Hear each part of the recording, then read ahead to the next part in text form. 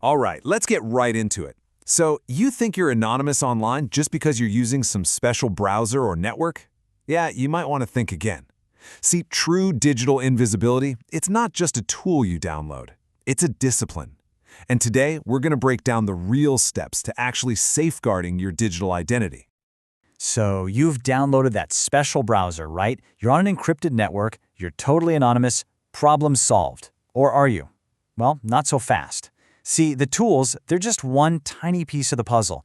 And if you rely only on them, you get this false sense of security. And honestly, that's exactly where the biggest, most costly mistakes happen. All right, first up, we've got to tackle what I call the anonymity myth. This is that really dangerous idea that some special network has all you need to be safe, because the truth is, even on the most locked down, secure platforms out there, your own habits can completely give you away. And here's what's so fascinating about this. Most of these risks, they aren't technical failures of the network itself. Nope, they're human errors. We're talking about things like, misconfiguring your browser, reusing an old username you've used somewhere else, or downloading a file that's got some hidden malware. I mean, the most secure platform in the entire world can't protect you from one single careless mistake. So, how do we defend against all this? Well, think of it like you're a deep-sea diver. The prep work you do on the surface, checking your gear, making a plan, that's what keeps you safe down in the depths. It's the exact same idea here. It's time to build your secure launch pad. Okay, here are 3 steps that are, let's be clear, totally non-negotiable. First, you've got to use a browser like Tor, and only that browser for this stuff. It's specifically designed to bounce your traffic through multiple layers of encryption. Second, and this is so important, you have to isolate your activity. That means using a completely separate device or maybe a virtual machine, which is basically like a little computer running inside your main computer. It builds a digital wall between your anonymous life and your real one. And third, disable scripts. These tiny bits of code can be sneaky and they can be used to identify your specific device, completely getting around the network's protections.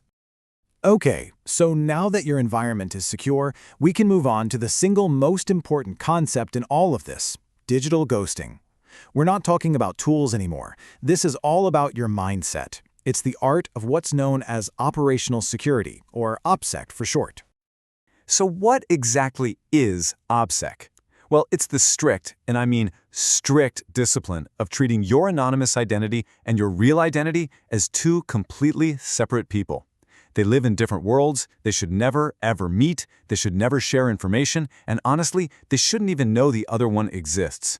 And this applies to everything: your messages, your money, your files, everything. Putting this into practice, well, it takes discipline. The rules themselves are pretty simple, but you have to be strict about them. Rule 1, never, ever use your real name or any personal info. For usernames, create something with zero connection to you. Not your dog's name, not your birth year, absolutely nothing. Use a password manager to create crazy, random, strong passwords you could never remember. The whole point here is to become a digital ghost, with absolutely no strings tying you back to your physical self. Okay, so you've built your secure environment, and you're getting into that OPSEC mindset. Awesome. Now let's talk about covering your tracks when you actually have to interact with people or services, specifically when it comes to communication and, of course, money. Now, here is a major misconception I see all the time. Not all cryptocurrency is anonymous. Not even close. In fact, most of the standard crypto you buy from an exchange, it's directly linked to your verified real-world identity. So to actually maintain your privacy, you have to use specific privacy coins. These are built from the ground up with one goal: to hide both the sender and the receiver.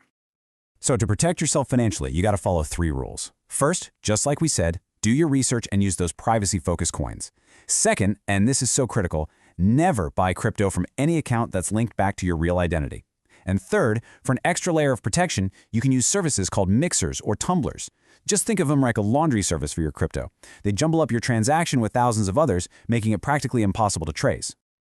All right, our final section. This one deals with the human element on the other side. We're talking about the scammers and the bad actors. Because you can have perfect technical security, a flawless OPSEC mindset, and still fall into a well-laid digital trap. So let's take a look at how to spot them before they spot you. And this is a tactic that is just chilling because it's so incredibly effective. Scammers will create these pixel-perfect copies of real, legitimate websites just to snatch your login information. You type in your username and password thinking it's the real deal, and bam, you've just handed them the keys to your account, and you probably won't even realize it until it's too late. So, how do you tell the difference? Okay, first, check for community feedback. A real site is going to have active user reviews on independent forums. A scam site, it's going to be a ghost town. Second, you have to meticulously, and I mean meticulously, verify the URL. Look for those tiny little spelling mistakes or a slightly different domain name. And finally, check for real encryption support, like PGP for securing messages. Legitimate sites will have it, scammers often fake it, or just skip it altogether. When you boil it all down, it really comes back to this one single idea. The tools, the software, they're important, for sure, but they are not the solution. Your true shield isn't a piece of software. It's your own discipline. It's your constant awareness of all the risks out there.